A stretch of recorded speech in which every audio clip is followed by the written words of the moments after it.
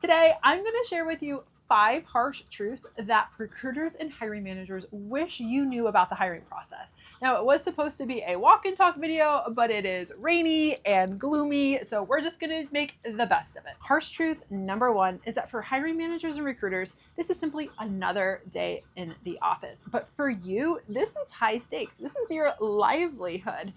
And it's easy to take rejections and ghosting very personal, and it can suck. You can start to question your skills, your abilities, your value. But on the other side of the hiring table, they're just simply trying to find the best fit for that specific position. And it might not be you, but it's not personal. And that's why it's so important for you to separate the two. For them, it's business. It's not personal. So don't give them the power to make you feel less than, to make you feel as though what you have to offer is not valuable, because it is, and you are valuable. And there is going to be a company that recognizes that and is lucky to have you. Harsh truth number 2 is that yes, it is about the packaging. Now, think about Christmas morning and you go out to the tree, there's a bunch of gifts. And there's one that has that really big bow, that really good quality paper, and your eyes are just drawn to it. Now, there are other presents around there as well. Some may look nice, some may not. Some may just have the boring brown packaging on it. But you're like, that is the one. Now, that doesn't mean what's inside is any better than the rest of the presents, but you're just drawn to it because of its packaging. Think of your resume and cover letter like that packaging. If yours just blends in with all the rest of them, then you are not going to be noticed, no matter how awesome you are. And while that may suck, it does mean that you can do something about it. You can make sure that your resume and cover letter stand out for all the right reasons. And if you're looking for a video to help you level up your resume, I've got you covered. And harsh truth number 3 is that recruiters are looking to make their jobs easier. Now, the average recruiter has 30 to 40 open recs at any given time. And that just means that they're recruiting for that many open positions. And with the average number of applications being around 200 for each position, that means they are dealing with thousands of resumes on a constant basis. And that's a lot. And what makes their job easier is having somebody within the company say, hey, you know what? I know this person who would be a great fit for this position. Here is their resume. And I guarantee you that resume is going to be prioritized. It's going to the top of the stack, because if they have a resume in front of them of somebody who has been recommended, that is gold, and it's going to save them a lot of time. Now, you want to be that person. And to do that, you have to network and connect.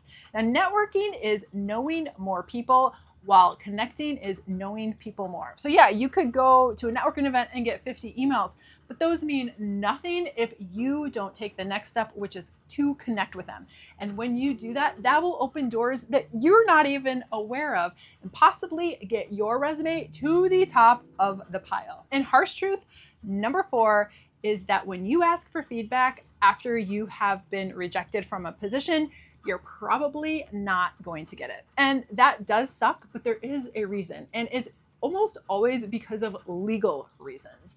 Now, I'm going to give you an example of why.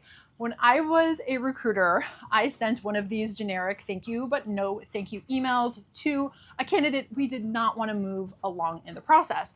And I received an email back asking why. I gave some type of generic but polite response. And then the response I got back was just bananas. She started accusing us of discrimination because of race and gender and age. And I was like, whoa, whoa, whoa.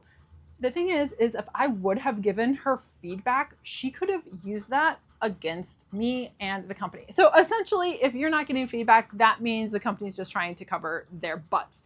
And I get it. It's not fair, because the majority of people would love to have constructive feedback that would help them learn and grow. But unfortunately, like a lot of things in life, there are a few bad apples that ruin the whole pie. But I do want to let you know again that it is not personal. It's most likely just because the company wants to cover their butts. And harsh truth number 5 is actually not harsh at all. And that is, if you are sitting at an interview table, that you are there for a reason. That means you have beat out tens, if not hundreds, of other candidates. That means that the company already sees something in you. That recruiter called you for a reason. They selected your resume for a reason. The hiring manager wants you there. And that should give you a boost of confidence. Instead, a lot of people feel nervous and overwhelmed and stressed when it comes to interviews. But if you flip that script in your head and say, hey, this company sees something in me. They want what I have. Yeah, sit up a little bit taller, own that. And when you do that, that's going to come across to the recruiters and the hiring managers of like, oh yeah, this person knows their value. This is somebody we want on our team. So just flip that narrative in your mind and own your story and your skills, abilities, and experience with confidence. So there you go. 5 harsh and not so harsh truths that we want you to know as a job seeker. Now, if you are wanting some more HR insider secrets, make sure to check out my video here.